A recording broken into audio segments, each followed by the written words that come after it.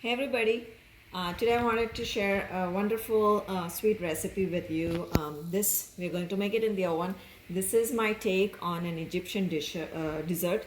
The dessert is called mesh ali. I don't know if I'm pronouncing that right, but it's made with phyllo dough. So I have some thawed phyllo dough here. I left it out in the refrigerator overnight, and then this has been thawed. It's a very easy dessert. Now there are a couple of options. I have evaporated milk over here and some ghee. The original recipe calls for condensed milk and butter. So what I'm going to do, I'm going to use evaporated milk and then I'm going to adjust the sugar quantity myself. So we'll probably take about a half to a cup of sugar. I will kind of eyeball that one and see how sweet I want. If you just use a condensed milk, that is fine. You're totally free to use that. In order to thicken this up, because I'm not using condensed milk, I have a couple of eggs here as well, which I'm going to use.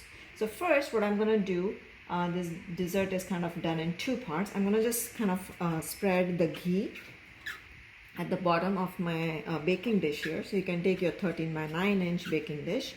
And meanwhile, my oven is preheating to 350 degrees. Then, so here's the phyllo sheets. They're very, very delicate. So you want to work with this fast. But the thing I like about this particular dish is that it's not meant to be it's meant to be a little rustic looking. So what I'm going to do here is, and you can do this in two directions. Take out, be careful. Sometimes this might tear, that's okay. You want to kind of create a fan. So if I show you this, I'm going to carefully separate out the sheet over here. It might tear, but again, like I said, this dish is very forgiving. So I'm going to get the one that's easily separated out. And then what you do is, and I'm going to show this to you for one of the sheets.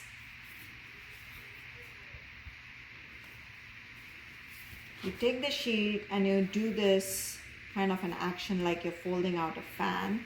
So fold, up, bottom, up, bottom. Again, you don't have to be super precise.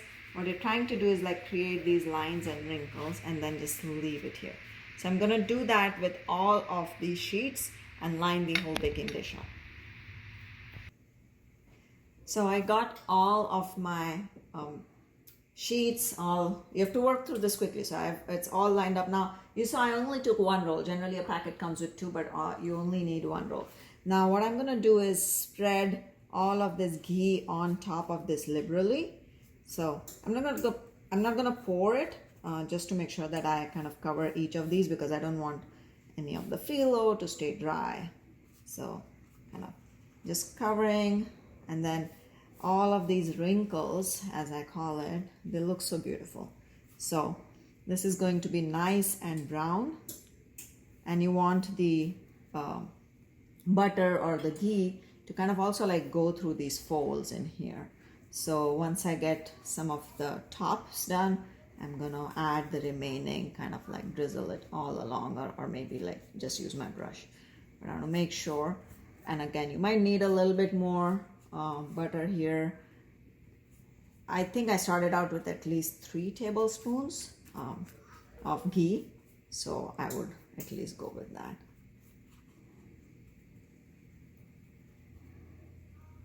Okay, so I think I got all of these pieces covered in here. I'm gonna make sure like that some of these folds it's going through that as well. And then any of these edges in here are well buttered too.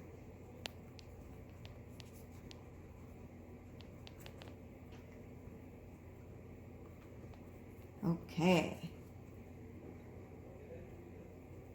So this goes into a 350 degree oven for about 20 to 25 minutes. You'll see all of these layers. They're going to turn nice and golden brown. It's going to be a little bit crispy. So I'm going to put this in the oven now. So I took about 50 grams or maybe about 1/4 of a cup. What I'm going to start with actually is I'm going to pour my evaporated milk in this cup. So as you can see, this is almost slightly less than 2 cups of evaporated milk. I want to mix this around, get the sugar dissolved first, give it kind of a taste test. I feel like about half a cup of sugar should be more than enough in this. So just make sure all the sugar is dissolved before I add in the eggs.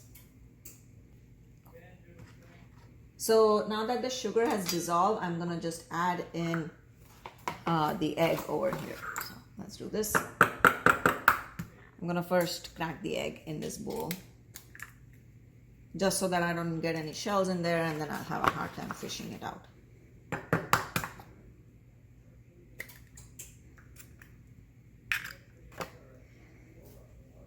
So again, if you're vegan, then you can skip this, just use the condensed milk, that should be fine. And then I'm just gonna kind of poke this, beat this around before I put it in.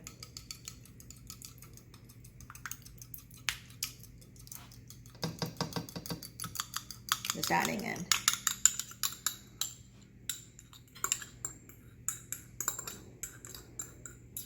Okay, so now I'm gonna switch out my pastry brush here because I was just reusing that, and just mix this.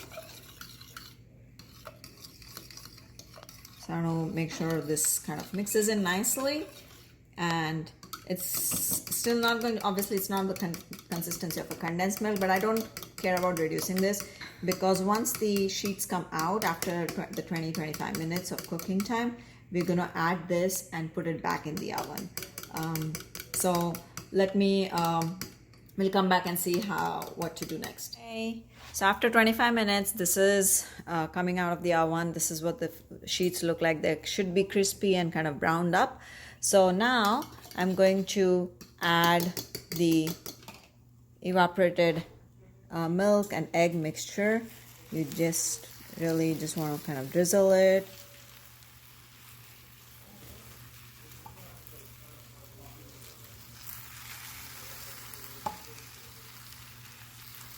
So I'm just gonna keep doing this.